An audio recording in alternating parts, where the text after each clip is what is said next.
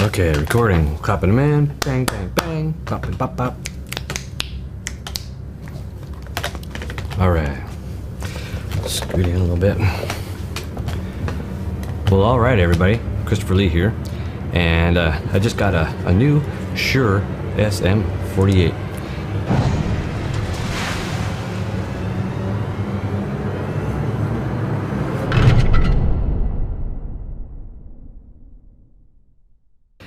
Because I watched a video that talked about an it was talking about some other microphone, but it was $700, right? So I watched the review. I was like, yeah, the mic sounds okay, stuff. But maybe you want to think about what makes a microphone that expensive? Why? So I looked at the microphones that I've got, because back in my band days, we had made our own little setup. Where's my mics? So like, even got some Radio Shack mics from back in the day when they had when they made those. And here's a really robust microphone right here. I don't know what the model number is on it. Probably says it in there somewhere. Yeah, super heavy. This thing could be thrown around. Really nice. Yeah, good microphone. Actually, it sounds really good. But then somebody had given me an SM48, and I was like, well, thank you. There's no on-off switch on it or anything, but really good. You sound nice when you sing on here, and these things weigh a ton, and they can be dropped. No big deal. Nothing really happens. This has been dropped. This has been thrown into gig bags, and with all of our other equipment. Got another Radio Shack mic as well. It's a little bit of a different function. It's kind of like you can use this to mic a drum, part of a drum kit or something. But I've used this for podcast, and that's what this is about. I was thinking about what mics do I have that can be still good for dynamic mic for podcasts? Because we went beyond the dynamics and decided to delve into the world of condenser mics, like this natty. It's what is it? An SCM800. Great sounding mic. The problem with these. Oh, and this other one I got here, the Audio Spectrum Platinum series. It's a little bit of a bigger mic than the natty one. I think the diaphragm inside is about the same. Really robust sound that comes from this one too. And but it was almost too sensitive. Can hear the refrigerator in the next room. So then we decided, well, I bought these CO2s. We got two of these and a shotgun mic that's right here. And these reject sounds from the sides really well, a lot like dynamic mics do. So if I talk to the side over here, as you're hearing this mic, yeah, and but it's just go way back, the sound drops off pretty quick. Same thing with the CO2s. You can get really up close with them. The proximity effect is really nice. Does require phantom power, which isn't a problem. We have that here, but kind of made me want to go back to the old school. So really, $700 for a microphone? I mean, I get it. There's a lot of fancy electronics in there, some craftsmanship. But so I looked up the SM48 since it was given to me. I know the SM58 is a very popular one for on stage and everything. And I listened to some comparisons, and I think the 58 maybe sounds a little smoother, maybe a little.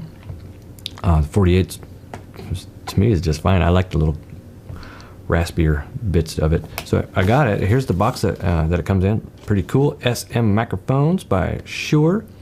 And they do give you this little Velcro. Maybe this is good for some cable management. And a nice little pouch for it, so it doesn't get all scratched up so much if you really want that to not be an issue. And inside that, there was a microphone stand adapter that they supply. Really nice. I'm glad that they did that. I don't really have to have it because the way it works for my stuff. And so what I wanted to try is with this is like, can this really be a good podcast mic? So what I want to try is I've got a standard pop filter on it, and I think it's pretty good. Let's try it without the pop filter. Kind of move this aside. All right. So let's try it with some plosives. Peter Piper picked his scabs. Okay. Puke a pouch of putrid pus in Paul's pants pocket. Punk. Okay. And I have a standard windscreen. We could try that. So let me put that on and see if that helps anything. I think the plosives are kind of a problem. So.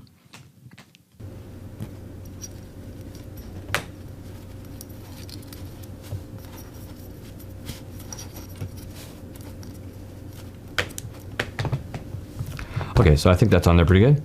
All right, let's see if the plosives are a little bit more under control. So, Peter Piper picked a peck of pickled poop. Yeah, it's okay. Puke a pouch of putrid pus in Paul's pants pocket. Punk.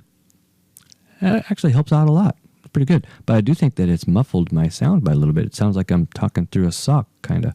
But that's not too bad. I could probably correct that a little bit with the EQ. That's not bad. Maybe in conjunction with the pop filter, it could be pretty good where there's no chance.